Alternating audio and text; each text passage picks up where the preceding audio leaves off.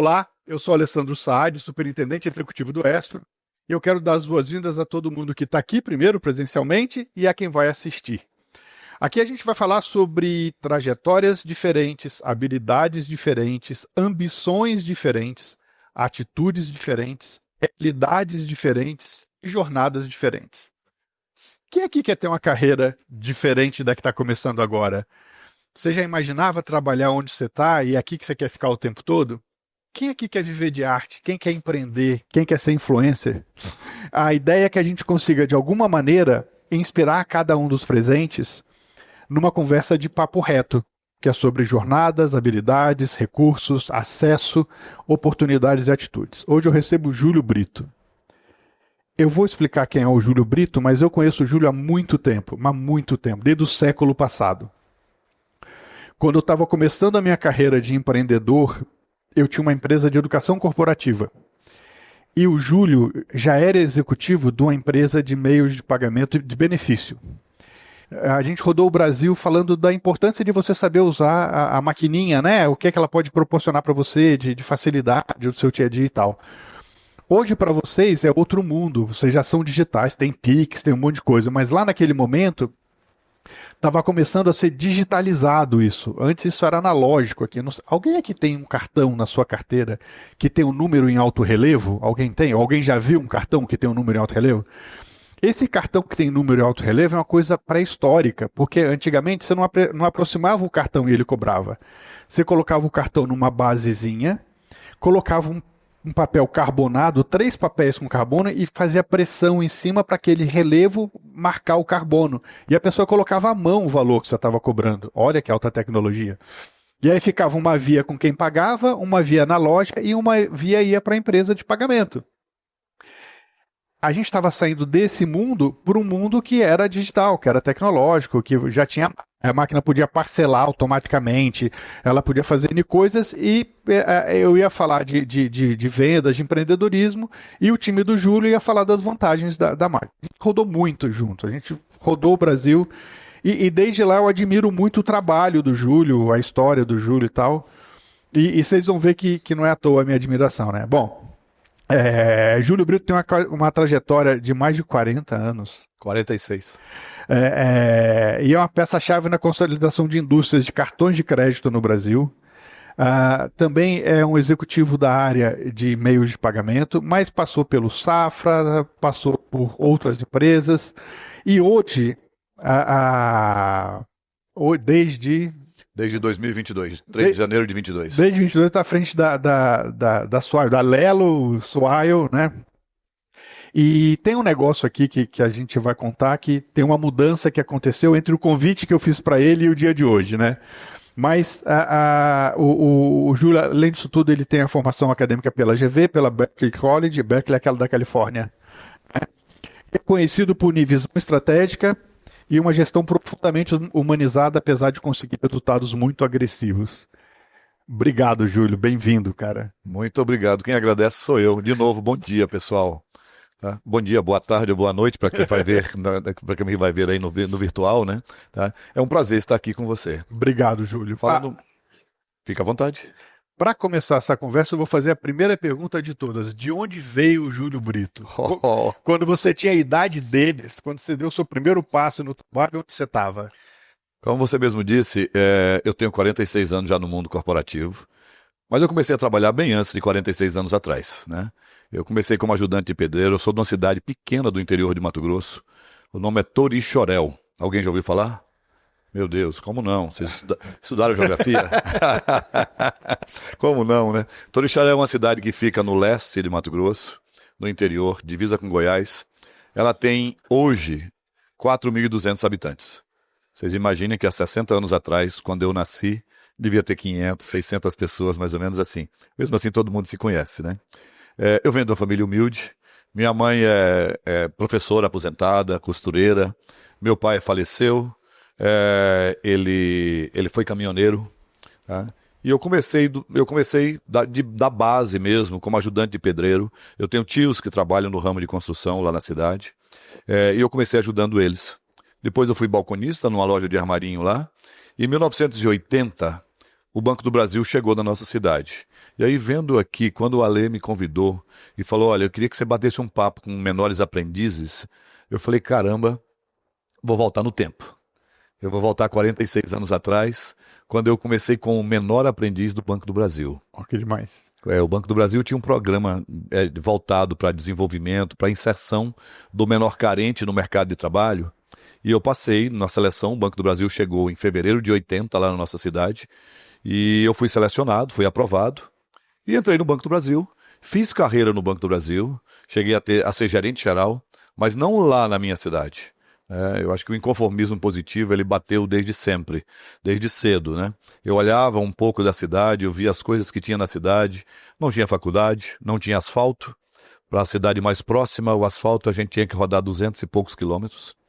E eu falei, não é aqui que eu quero ficar, eu preciso crescer na vida como pessoa, como profissional, e também ajudar a família e ajudar outras pessoas no futuro, por que não? É um pouco do que eu estou pensando e já começando a fazer agora.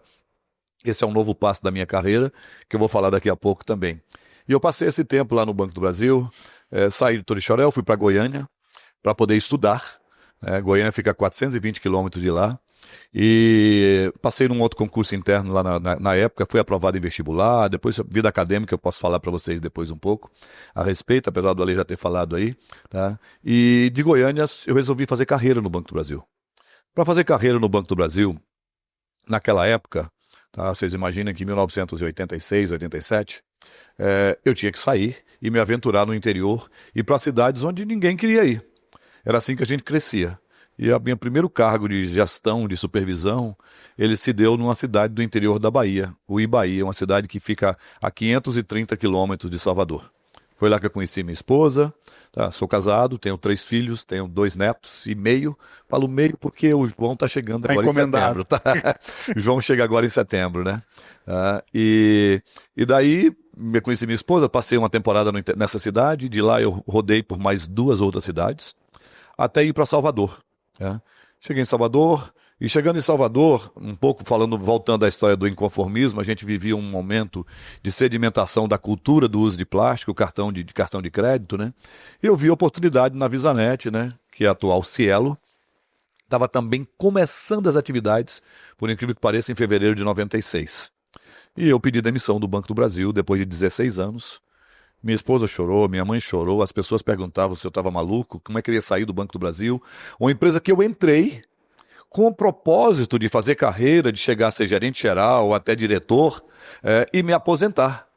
E de repente eu estava jogando para o espaço essa carreira que já estava bem encaminhada, construída e bem encaminhada.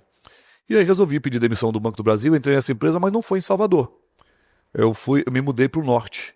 Eu fui o primeiro gerente da Cielo, lá na região norte. Os 4 estados da região lá, Amazonas, Acre, Rondônia e Roraima. Passei 2 anos lá, na Cielo, como gerente de filial. Depois voltei para Salvador, passei um tempo em Salvador, fui para Belo Horizonte, gerente de filial também. E fui convidado para São Paulo em 2007. 2006 para 2007 eu fui convidado. 2007 eu já estava aqui em São Paulo, já trabalhando aqui como regional. E depois fui nomeado diretor da Cielo, onde eu passei mais uma temporada até 2010. 2011, final de 2010. 2011 eu fui para o Banco Safra, como você mesmo disse, passei 3 anos lá. Passei uma temporada em shopping também, 7 anos de Alelo. E atualmente eu estou como presidente, e na Alelo também era diretor comercial. E nos últimos 4 anos e meio estou como presidente, como CEO da Swile. Já vi que tem gente aqui da UIRPO, tem pessoal da MIL, tem alguns aqui que conhecem o nosso cartão de benefícios, né? Onde eu estou até o presente momento. Devo permanecer mais uma temporada aí, mais alguns meses. Estamos em busca de um novo CEO, tá? Porque eu parto daqui a alguns dias, daqui a alguns meses aí, para uma nova jornada como advisor, vou ser sênior advisor da companhia e de outras empresas também. Porque eu acho que a gente tem que devolver para a sociedade um pouco daquilo que a gente extrai dela. Foi fácil? Não foi fácil. Se você não tem mais pergunta, eu posso complementar com algumas outras informações. Eu tenho um monte, mas eu queria pegar um gancho. Eu vou bagunçar a ordem, né? Eu vou pegar um gancho dessa sua última fala, né? Porque o Júlio está num momento de vida que ele pode decidir parar. né? Não é que ele vai buscar uma nova oportunidade, vai ser CEO não sei onde. Não, sei o quê. Não, ele falou assim, ó, deu. Eu Eu nem quero. tô há mais de 40 anos fazendo isso. Meus filhos estão crescidos, eu já tenho netos, eu dei minha contribuição em todas as empresas que eu passei. Eu acho que você pode depois falar um pouquinho do que você fez na Swile, né, que é uma coisa muito grande. Mas ele está num momento de carreira que eu ainda não estou, né? E que vocês estão do lado oposto, vocês estão dando o primeiro passo. Eu estou mais próximo do momento dele, pelo meu tempo de trabalho, e vocês estão mais distantes de nós dois. Mas para contar também o momento de desacelerar, ou o momento de falar assim, ó, deu. Porque a gente às vezes fala assim, deu, que a gente está numa empresa ruim, né? Se a gente é jovem, mas está no lugar que não é legal. Fala assim, cara, eu não vou me submeter mais a isso. Deixa eu começar a procurar uma outra coisa, né? E aí é quando a gente começa a procurar, a gente pensa assim, ó, mesmo que eu ganhe a mesma coisa ou um pouco menos, se o ambiente for menos ruim, eu prefiro. Ou se eu tiver chance de crescer aqui, eu prefiro. Então, entender um pouco como que a gente toma decisões de mudança. Essa decisão dele, assim, não deve ter sido uma decisão fácil, porque a gente que está nessa vida, todo mundo que tem uma carreira de alta liderança tem uma pressão muito grande pelos resultados. Porque, na verdade, é assim, a gente não faz os resultados. Né? A gente garante que o time entregue os resultados. Então, eu não aperto um botão. O pessoal fala, você trabalha? Eu falo, não trabalho. Eu garanto que os outros trabalhem. Só que isso dá um trabalho desgraçado pra gente, né? Então, a gente acaba gostando disso, se acostumando com isso. Então, você tem uma pressão ali, você tem uma adrenalina. Isso pra gente faz parte da nossa rotina. Então, se alguém falar, Sade, agora você vai ser o cara que vai controlar o fluxo de tartarugas no projeto, falo, cara, eu vou morrer de tédio. Por mais legal que seja a função, né? Então, essa decisão dele parar tem um monte de coisa envolvida. Então, a minha pergunta aqui é a seguinte, Júlio. Quando começou na sua cabeça esse movimento de falar assim, cara, talvez seja o momento de eu dar um passo para um outro lado? Há alguns anos atrás, eu já vinha pensando em ou me aposentar, né? Tanto que sou aposentado já, mas eu trabalho do mesmo jeito, eu trabalho até mais, tá? Ou pensar em mudar de ramo de atividade. Eu cozinho, né? Adoro cozinhar, já fiz alguns cursos aí de gastronomia. Falei, eu acho que eu vou começar a pensar alguma coisa nesse sentido, né? Tá? Porque cozinhar dá prazer, é trabalhoso, mas dá prazer. Não que o meu trabalho não me dê prazer. Me dá tanto prazer que eu estou aí até hoje, né? Tá? E aí, de alguns anos para cá, eu vim pensando em fazer esse movimento, mas assim, o que passa pela nossa cabeça é como fazer essa transição. Como fazer esse movimento, né? Você tem que fazer algumas avaliações internas do tipo, eu vou parar de produzir renda. Tá? Será que o que eu construí até hoje é o bastante para o meu futuro, o futuro da minha esposa e até ajudar as pessoas a quem eu continuo ajudando aí na minha família? Então são contas que a gente tem que fazer, você tem que botar a cabeça no travesseiro e falar assim, olha, eu continuo sendo responsável por vidas, eu continuo sendo responsável também, inclusive pela minha vida, pelo meu bem-estar, né? Então eu acho que eu comecei primeiro fazendo contas. Aí chegou um momento que eu falei assim, eu acho que eu posso desacelerar, tá, para continuar, porque de repente você não tem necessariamente que estar continuado no mesmo padrão de vida, mas um padrão de vida que eu entendo que seja justa, que seja honesta, que seja legal, né? Eu já tenho uma casa na praia, a gente já mora na praia, eu moro em Salvador, né? Eu fico final de semana em Salvador, durante a semana aqui. Só que me parte o coração todas as vezes que eu tenho que sair de casa e que eu deixo a minha esposa, deixo meu filho caçula, deixo meus netos lá, tenho meus dois mais velhos moram aqui. Eu falo, poxa, eu poderia ficar mais tempo aqui. Eu poderia ficar mais um dia aqui, mais 2 dias, né? Não posso. Só para vocês terem uma ideia. Nós tivemos um evento aqui na segunda-feira, esse evento ele começou bem cedo, na segunda, às 15 para as 8 da manhã eu já estava lá, acordo às 4, 4h30 todo dia. E aí eu falei, eu não posso me dar o luxo de sair na segunda-feira para um evento, porque se acontece um atraso no avião, se tem overbooking, se tem problema de chuva, o Nordeste está tendo muita chuva agora. Eu falei, eu tinha um painel que eu ia apresentar, que eu participei de um painel, eu tinha entrevistas, jornalista me esperando aí. Aí o que eu faço? Vou ter que sair no domingo. Tá? O voo que eu encontrei no domingo foi logo depois do almoço. Então vocês imaginem o que passa na cabeça da gente num almoço de mães, onde eu fiz o almoço para minha esposa, para minha nora, para a mãe da minha nora, né? E estava lá com meu filho e meus netos, e eu deixei o prato na mesa, não comi nem sobremesa porque eu tinha que correr para o aeroporto. Então, em alguns momentos da vida, eu passei por algumas reflexões como essa, falando assim, vem cá, até onde? Até quando, né? Então, como eu te disse, fiz contas, avaliei momento, avaliei oportunidades outras. Eu passei por um programa de treinamento nos últimos anos, eu fiz o programa de formação de conselheiros do IBGC. Conselheiro não é fácil também, porque você é um corresponsável pelos resultados da empresa, mas você trabalha menos um pouco. Você trabalha algumas horas por mês e mais um dia de reunião de conselho, né?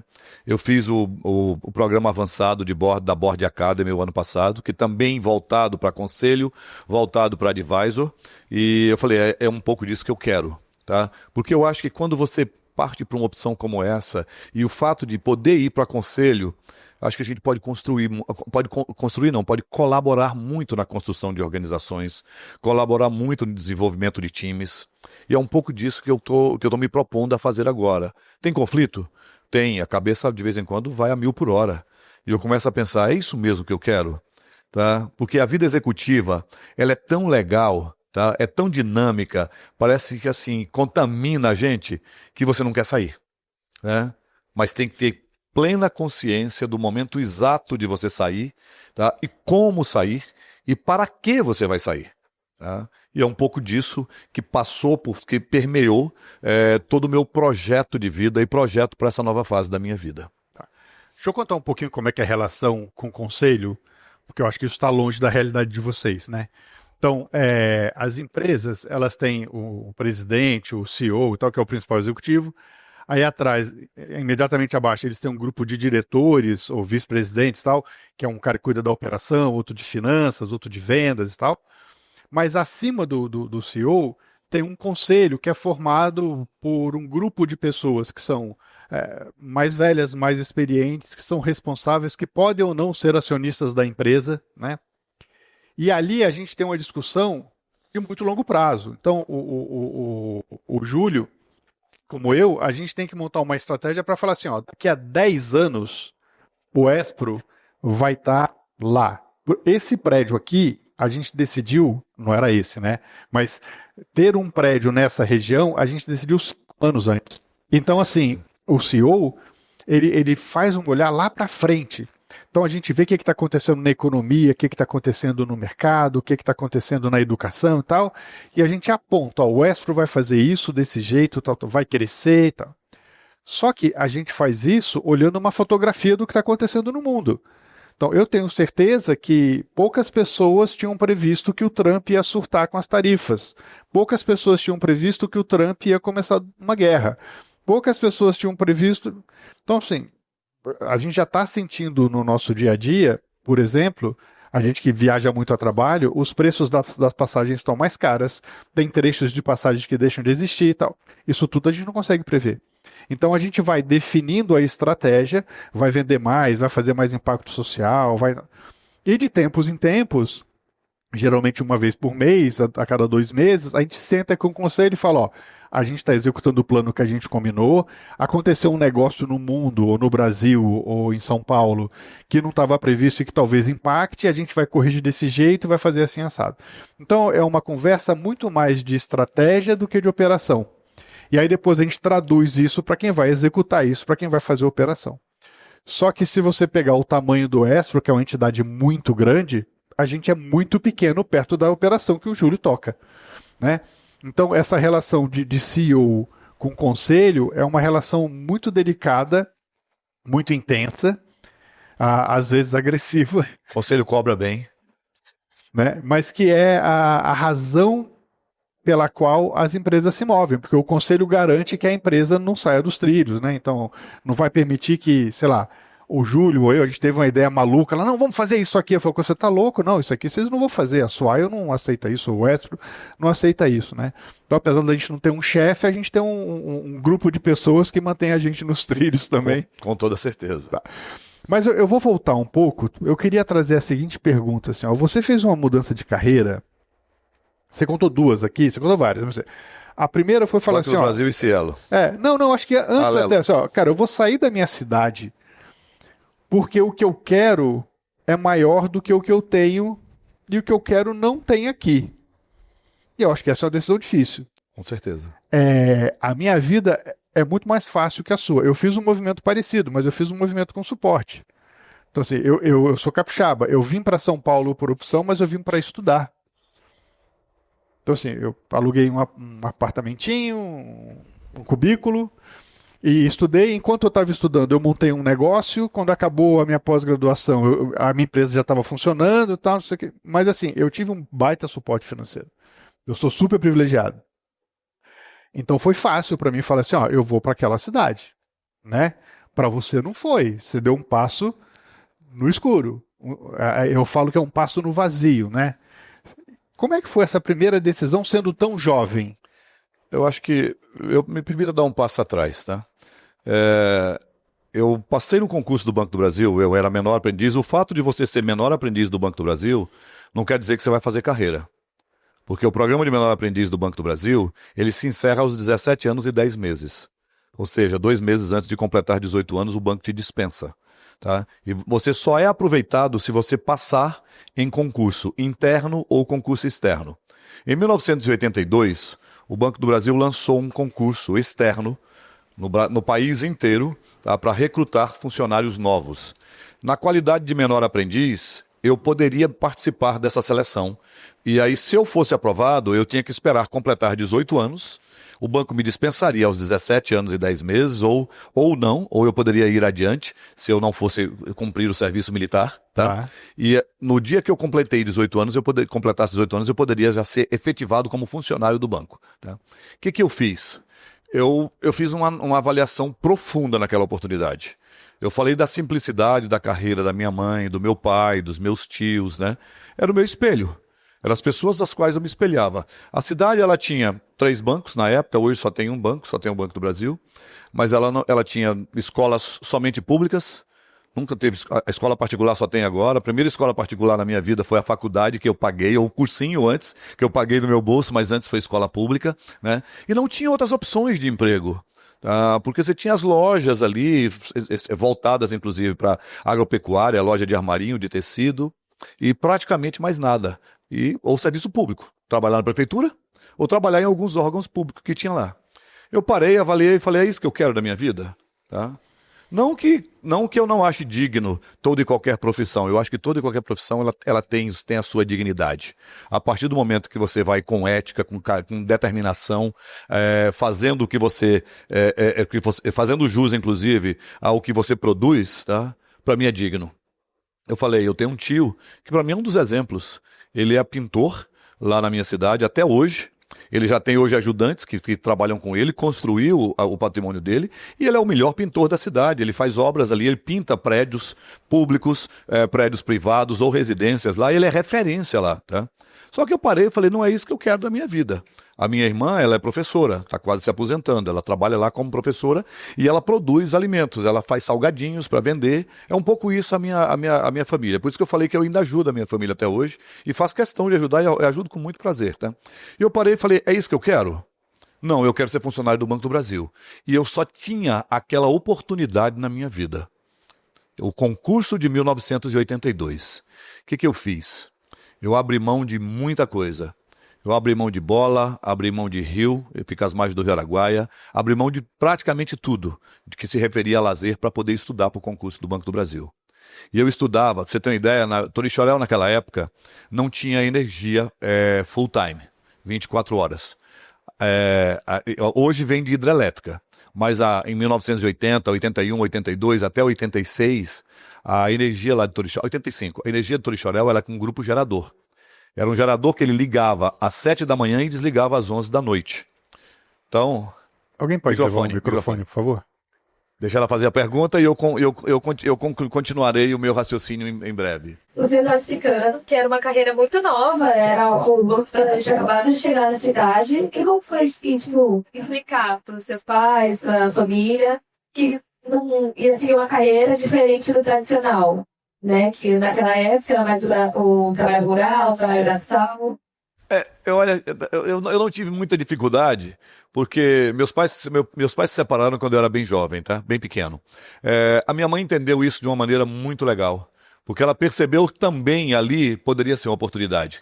Porque como menor aprendiz, eu ajudei na construção da nossa casa, porque até então a gente morava de aluguel. E aí nós compramos um terreno e eu ajudei minha mãe a construir a casa que ela mora até hoje. Então, ela via nessa minha mudança uma oportunidade. Tá? E como eu disse, eu resolvi abrir mão de tudo. E a partir das 11 da noite em Torixoréu, naquela época, se você quisesse ler, estudar, tinha que ser a luz de velas ou a luz de lamparina. Lamparina era muito mais barato, porque era a base de querosene. E era assim que a gente estudava, era assim que eu estudava até 3, 4 horas da manhã. E eu começava no banco às 7 da manhã, como menor aprendiz. Só que eu trabalhava das 7 até 1 da tarde. Aí depois da 1 eu estudava, ia para a escola, tá? Porque eu fazia o ensino que é hoje, o ensino médio, né? Tá? Que era um curso de contabilidade, que era o 2º grau naquela época. E eu voltava, que as aulas encerravam às 10h30. Então você tinha meia hora para poder chegar em casa antes de apagar a luz. E assim que a gente fazia. E o que eu fiz? Eu descobri naquela época, através de jornal, porque chegava jornal lá uma vez por semana pra gente, jornal de Goiânia, que tinha um cursinho em Goiânia que dava aula para concurso do Banco do Brasil, de preparação do concurso.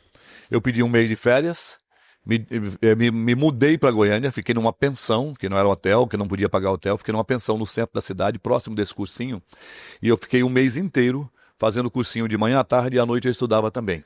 Voltei depois desses 6 meses de preparação, graças a Deus eu fui aprovado no concurso do Banco do Brasil.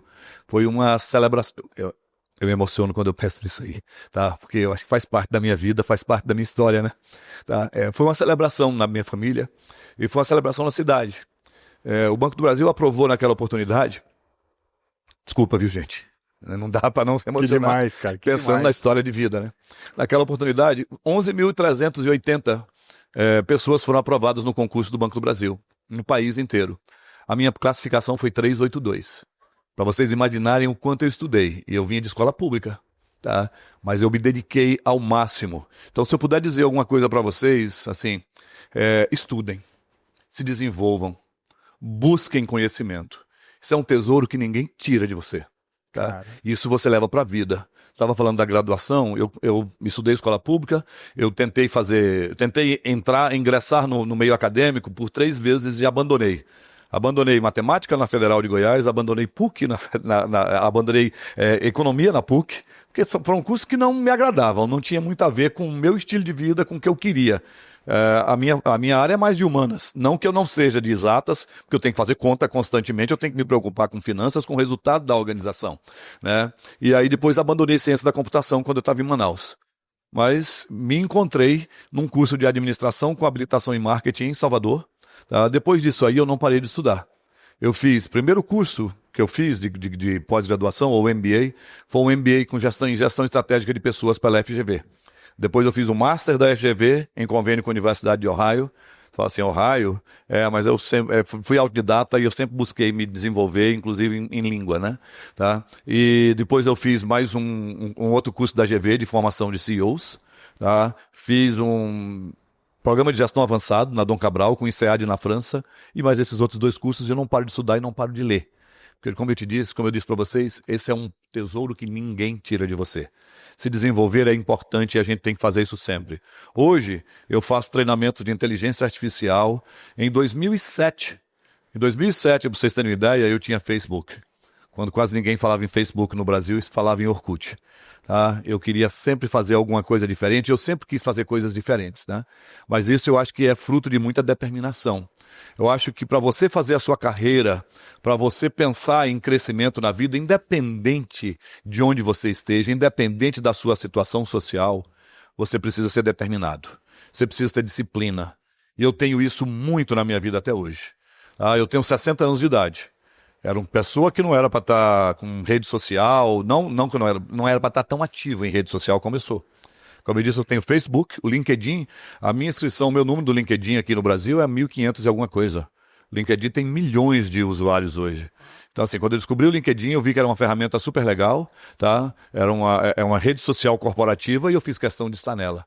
Tá? Então eu tenho Instagram, tenho TikTok, tenho LinkedIn, tenho Facebook, eu tenho tudo. Meu primeiro e-mail foi yahoo.com. Eu estava prestes a fazer um curso de inglês, eu fui para o Canadá, tirei férias também. Então, assim, muitas pessoas tiram férias para poder se divertir. Eu passei alguns anos da minha vida tirando férias para me desenvolver, tá? E em 1988 eu falei, meu inglês não é tão bom. E fiz um acordo com minha esposa, com meus filhos, e eu resolvi pegar dinheiro de férias, dinheiro que a gente estava segurando lá, para poder me desenvolver em língua. E fui para o Canadá e passei um mês em Toronto fazendo curso de inglês. Tá? Então, assim, nada vem fácil. Se tiver fácil demais, tem alguma coisa errada. Tá? Comece a pensar. Tá? Tem que ter determinação, Boa. tem que ter dedicação. Eu acordo de madrugada, eu viajo para Salvador todas as semanas. Tá? Porque eu preciso trabalhar, mas eu preciso ver minha família também.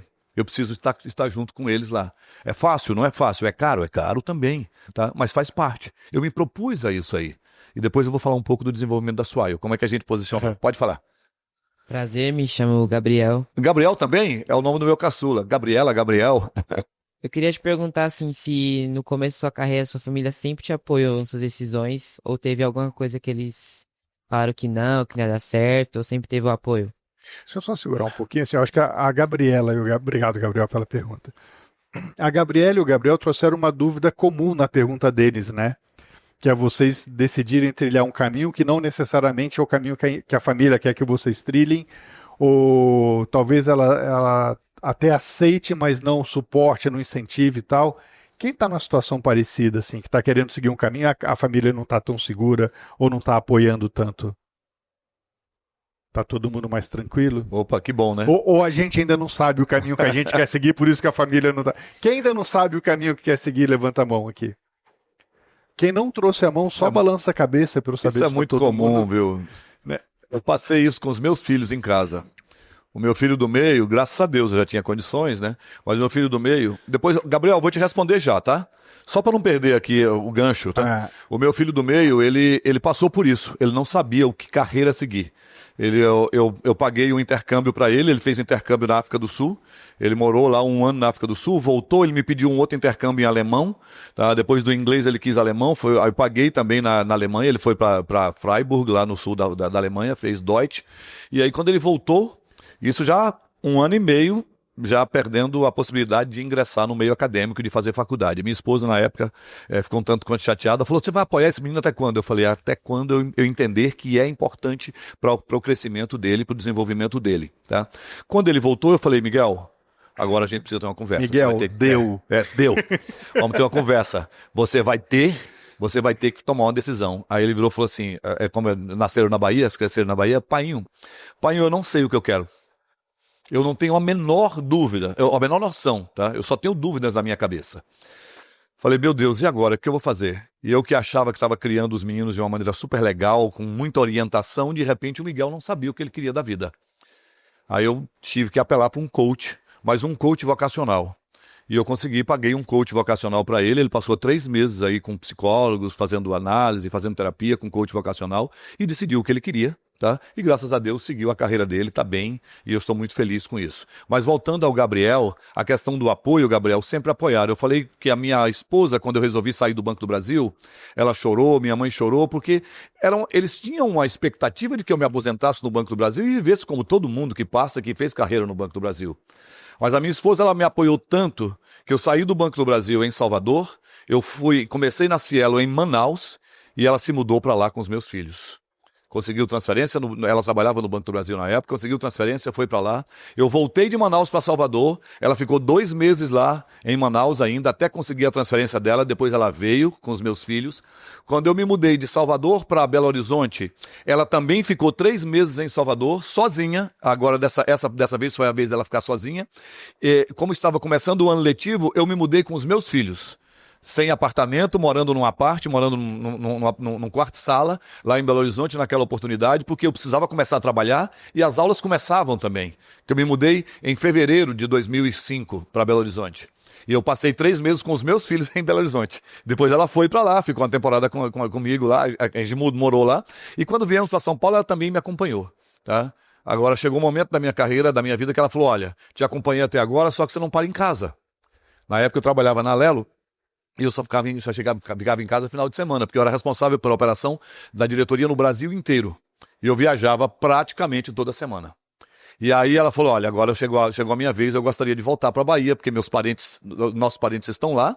E aí, pelo menos durante a semana, o meu caçula mora lá, o Gabriel mora lá, ela falou, eu vou ter o Gabriel perto, tá? O Gabriel ficou morando conosco até casar, tá? E eu tenho irmãos, tenho tios, tenho todo mundo lá. E aí, como você só vem em casa final de semana, você vai para casa final de semana do mesmo jeito, só que dessa vez para Bahia, né? Então, assim, eu sempre tive apoio dela, dos meus filhos. E eu vou dizer uma coisa para você. Meus filhos me apoiaram tanto que você fala assim, você tem algum arrependimento na sua vida? Não é arrependimento, não. Mas tem um pouquinho de dor aqui, porque eu sacrifiquei um pouco a vida acadêmica deles. Tá? Porque o mais velho perdeu o ano 2 vezes, em função dessas mudanças, né? O do meio teve dificuldades, poucas, mas teve também. E isso não foi legal, tá? Mas, assim, arrependimento não, porque eu acho que isso valeu muito. Para mim, valeu para eles, para toda a minha família. Deixa eu... Vai mudar de Gabriel agora? Deixa eu dar um depoimento aqui, ó. Tem mais uma pergunta aqui na frente daqui a pouco. Uhum. Mas deixa eu dar um depoimento que você estava falando, eu estava me vendo aí. Eu tenho um casal, né? A Bia tem 23, o Guilherme fez 21 semana passada. Tirei a vesícula no dia do aniversário dele. Dei a vesícula de presente para ele. E durante um ano da minha vida, que eu estava na área acadêmica, eu morei em Brasília. Mas eu morei sozinho. O Gui era pequeno, a Bia era pequena, o Gui também. Aí a Adri decidiu ficar porque a rede de apoio nossa estava aqui e tal. Então eu ia segunda-feira de manhã cedinho para Brasília, voltava quinta-feira à noite no último voo e trabalhava sexta-feira em São Paulo e passava o final de semana com eles e tal. E eu fiz isso exatamente por um ano. E era uma dor absurda que eu tinha, que eu não tive esse ano com eles. Eu só via meus filhos no fim de semana. E era um negócio que me incomodava muito, me doía pra caramba. Uns 2 anos atrás, a gente estava almoçando em casa, as crianças, né? As crianças, eu tava, não sei o que, eu falei, não, porque quando eu morei em Brasília... Aí os dois viraram assim, você morou em Brasília? Eu falei, morei 1 ano em Brasília. Fazia assim, a gente não tem referência. Me deu uma paz.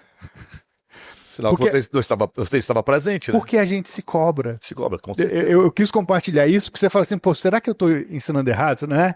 Eles não vêm com manual, né? Não. Então, assim, tem um negócio que a gente responde por centenas de milhões ou dezenas de bilhões. Um pouco do que eu vivo aí. Né? Um monte de gente, tal. Mas ao mesmo tempo a gente tem essa responsabilidade em casa, né? De dar suporte à família e tal. Eu tenho uma rotina absurda, mas eu faço o café da manhã, eu ponho a mesa do café da manhã. Cada um tem as suas atribuições. Eu sou o melhor dobrador de meia, calcinha e cueca da minha casa. Essa atribuição é minha. Né? Aí sai aquela cesta cheia de coisa assim. Então, assim, a gente também tem essas preocupações, mesmo na nossa idade. Eu falei, pô, mas será que eu estou orientando certo? Pô, será que...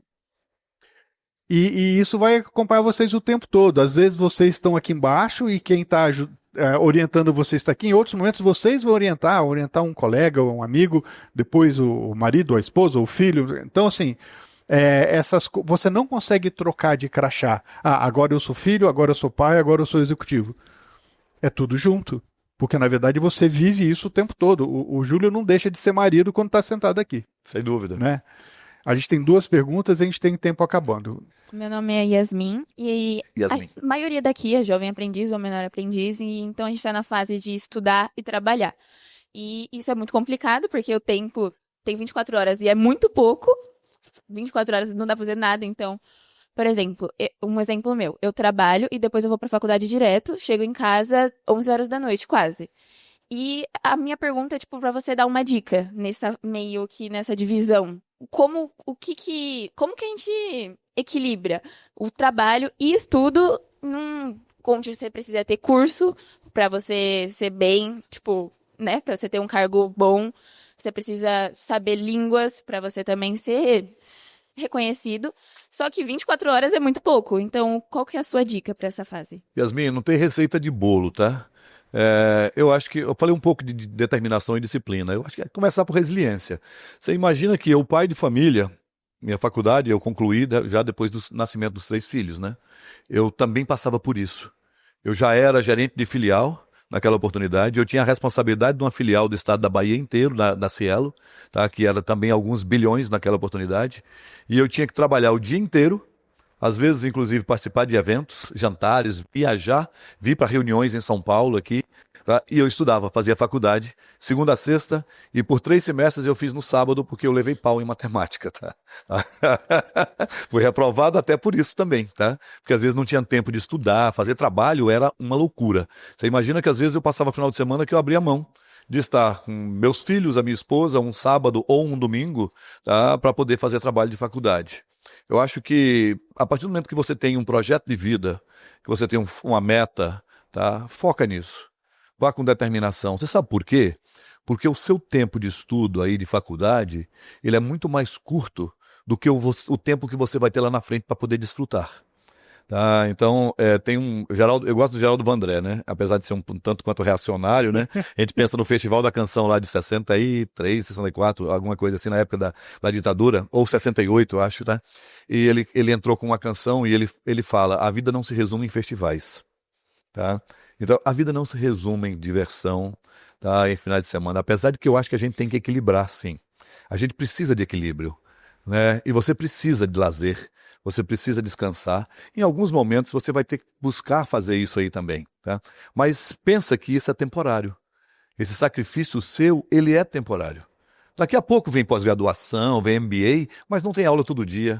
Você vai ter muito mais tempo para se dedicar para a sua vida pessoal, para o trabalho, tá? E também para se desenvolver em outras atividades.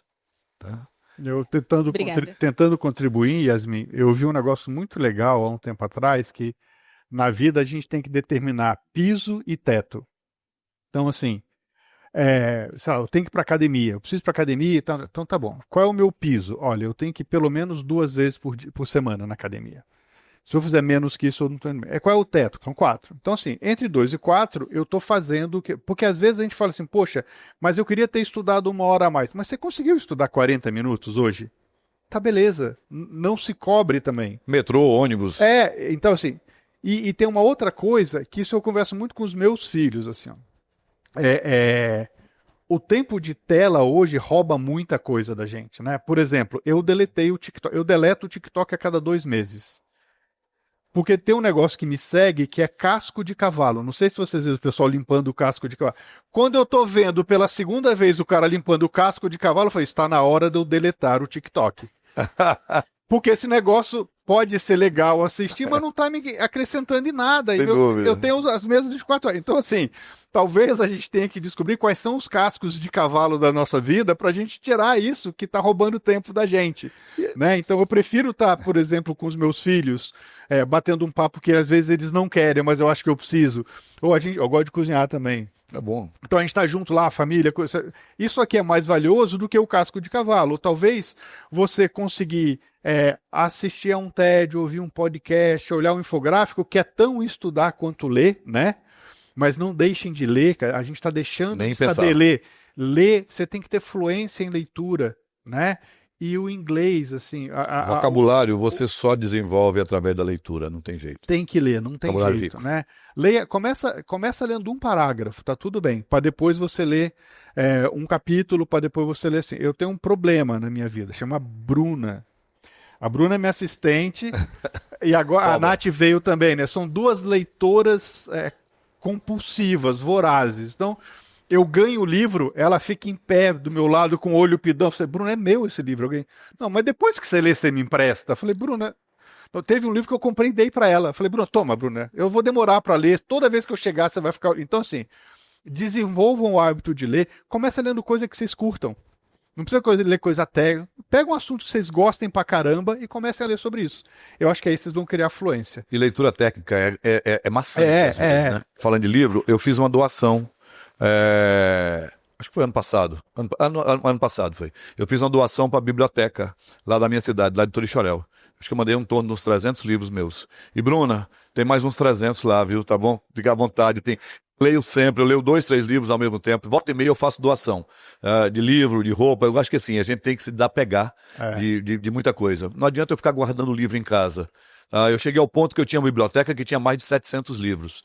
Eu olhava e falava assim, nem todos eu tinha lido. Alguns deles eu tinha lido um capítulo ou outro, porque assim, era coisa que me interessava. É isso. E depois você fala, por que eu estou guardando isso aqui? Para empoeirar e quando tem tantas pessoas que precisam, né? Eu acho que faz sentido. E Yasmin, minha memória é boa ainda, hein? Foi 1968, eu pesquisei enquanto ele falava aqui. Igual da canção que o Geraldo Vandré participou na época da ditadura militar. A gente tem clube de leitura aqui, não tem? Tem. O que a gente tem aqui? A gente tem um negócio que a gente tem uma parceria com uma editora que eles doam pra gente um volume X de livros, a gente distribui por todas as unidades do Extra. Parabéns. E a gente compra alguns livros que a gente acha importante eles lerem, né? Pode perguntar. Bom dia novamente, Saad, Júlio. Sobre essa rotina do mundo corporativo, eu acredito que quanto maior o cargo, liderança, vem muita responsabilidade. Então, eu sou uma pessoa que particularmente eu gosto de tomar frente dos projetos. Minha família diz que eu tenho esse espírito de liderança e eu queria saber, porque eu acredito que é muito volátil, é muito dinâmica. Tem líderes dentro da minha empresa que eu vejo que conciliar a vida pessoal e a vida profissional acaba sendo muito difícil. Como eu vi o relato de vocês, a gente às vezes acaba abdicando muito do nosso tempo com a nossa família, da nossa questão pessoal, para poder colocar esse tempo dentro do nosso mundo corporativo. Então, eu queria entender como que vocês fazem essa ponte, como que a gente consegue conciliar. E só juntando numa coisinha, numa outra questão que eu tinha, que a gente, como está iniciando nesse mundo corporativo, eu acredito que comunicação é fundamental. Eu sou uma pessoa que ama comunicação, então acho que comunicação leva a gente a tudo. Então, a gente ter parcerias com vocês, participar desse podcast é um privilégio, eu agradeço desde já. Então, eu acho que esse network que as pessoas chamam hoje em dia, da gente conhecer vocês, acho muito interessante.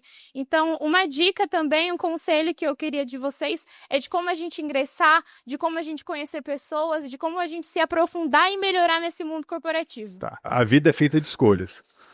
E eu acredito que não tem escolha certa e nem escolha errada. Tem escolhas e as consequências dessas escolhas. Muitas vezes daqui para frente, na vida de todos vocês vão se deparar com escolhas entre ficar um pouco mais com a família ou me afastar um pouco da família e me preparar para a reunião do dia seguinte.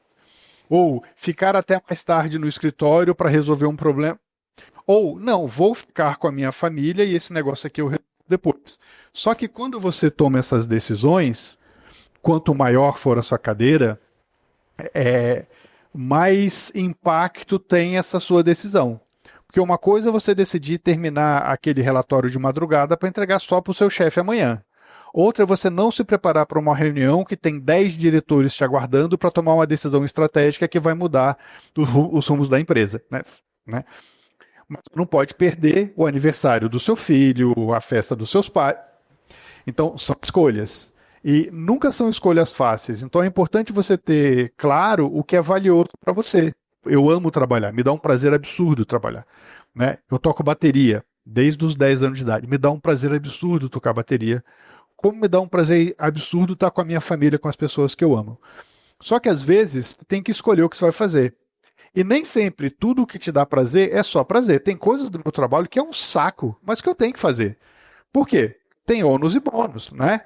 Então, as escolhas aqui são onde você coloca energia, né? E como você se cerca de pessoas, uma comunicação muito clara, já que você, do que é importante para você e do que você está pretendendo fazer, se privando de estar com eles naquele momento, né? Nesse sentido. Eu acho que a gente tem que pensar muito e tem que trabalhar muito em função de equilíbrio também. Equilíbrio de vida pessoal, de vida profissional. Você falou em comunicação. Eu acho que comunicação é fundamental nas organizações.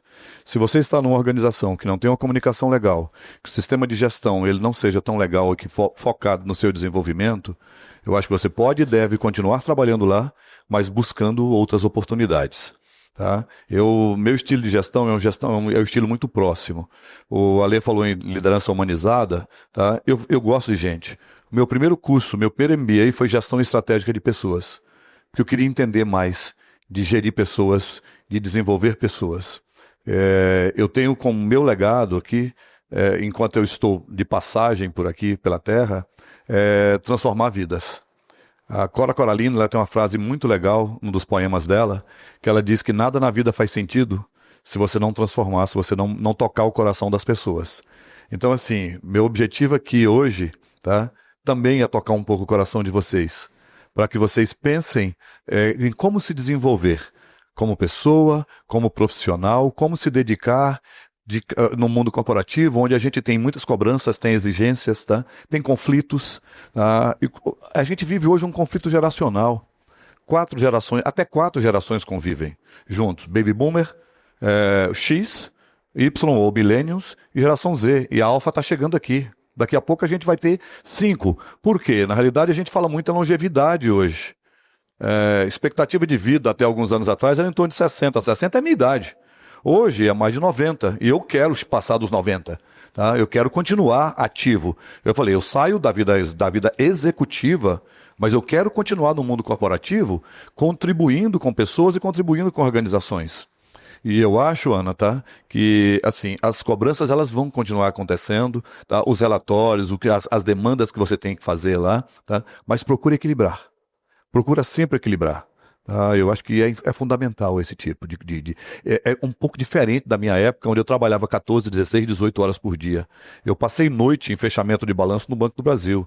E quando tinha diferença naquela época, que vocês não sabem nem o que é de conciliação, a gente às vezes saía meia-noite, 1 hora da manhã, e tinha que voltar às 7, tinha que abrir a agência. Tá? Era muito diferente.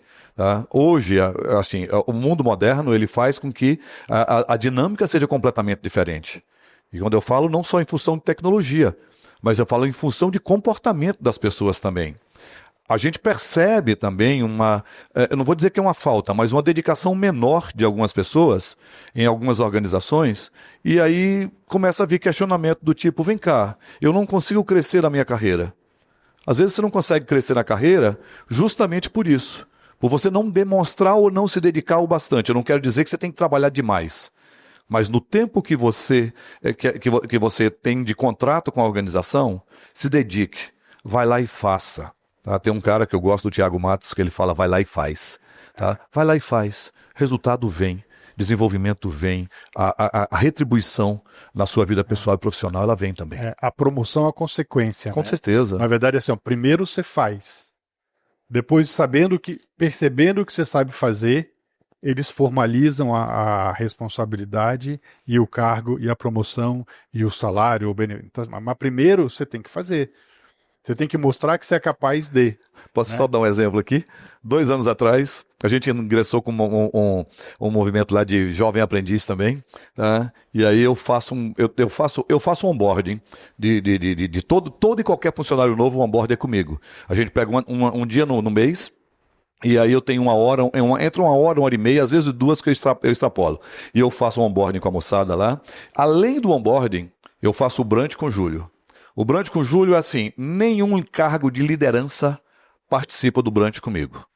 Eu só quero o time de execução, analistas, assistentes, e vem, e assim, é um papo aberto, um papo reto, tá? Onde não tem filtro. Porque eu acho que segurança psicológica, ela vem a partir do momento que você dá liberdade para as pessoas e que elas podem vir sem filtro e perguntar o que quiser, tá?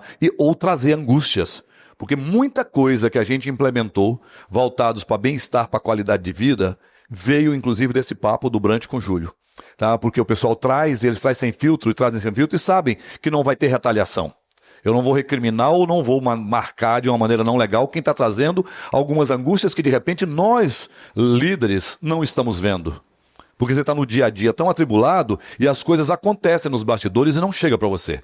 Por isso que eu faço o brunch. Tá? E aí nesse brunch vem um monte de coisa, vem um monte de contribuição. Mas num deles, dos onboardings aí, me chega um jovem aprendiz, ele tinha 4 dias de empresa, e eu abro sempre para pergunta. Quem quer perguntar aqui? Aí ele virou para você assim, quando é que eu vou ser efetivado? Vai de encontro que você falou da dedicação. Eu falei, calma, deixa eu contar um pouco, não a minha história de vida, não que deve ser assim. Mas já está começando agora. Você tem que passar por alguns estágios de aprendizado, de colaboração, de entrega, para que venha a efetivação. Você pode não ser efetivado. A gente tem que ter uma conexão. Tem que ter uma conexão do seu potencial versus a sua dedicação e entrega. A única certeza que a gente tem como aprendiz, eu não fui aprendiz, né? Mas eu aprendi isso rapidamente.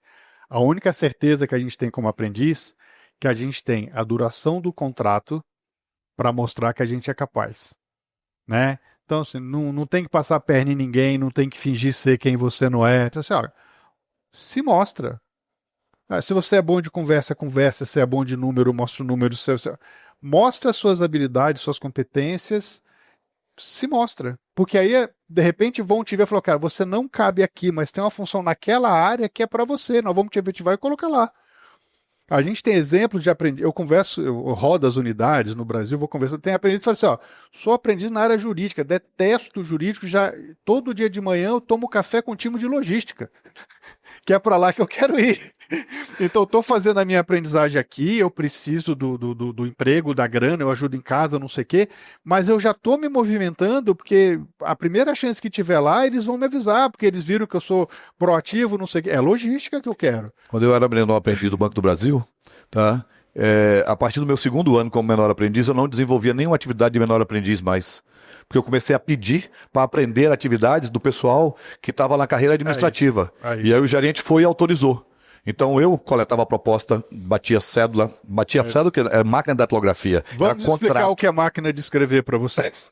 É um computador que já vem com impressora. Mas a tela... Todo mundo conhece máquina de escrever aqui? Sim, né? Tá legal, perfeito. Gente, eu preciso encerrar. Eu também. Uma pergunta aqui. É a última pergunta, por favor. No encerramento, eu quero só falar 1 minuto e meio sobre a Swile, do que a gente fez. Então, deixa eu te dar, pra você contar essa história. Legal. Vai lá, conta aí. Só falar rapidamente, porque ele está falando de dedicação de entrega, né? E que assim, resultado nenhum vem sem muita dedicação, sem muita entrega, sem muito comprometimento. Quando eu assumi a posição de líder da Swile no Brasil, tá, eu tinha vários desafios. O primeiro deles é a língua. Meu inglês estava enferrujado, eu tive que voltar a estudar inglês, e aula de inglês eu tinha toda semana e eu estudava dia e noite. Ia no carro com podcast, com o que vocês imaginarem, tá, para poder praticar. Mas não era só isso. Fita cassete, que eu sei. Mas fita cassete é do meu tempo também, né? Toshiba, tá?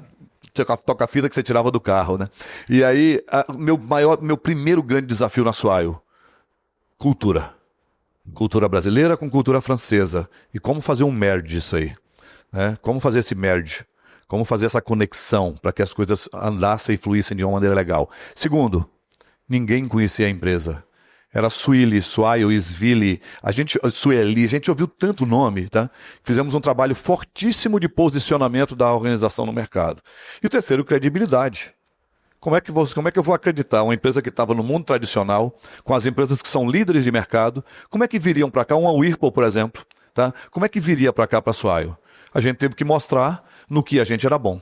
Não só no posicionamento, mas na entrega. E para essa entrega, isso exigiu muita dedicação, com ajuste sistêmico, com estabilização de plataforma e muito do Júlio e do time do Júlio também no mercado, na mídia, participando de eventos, indo a Brasília, no Congresso, no Ministério, na Casa Civil e aí por diante.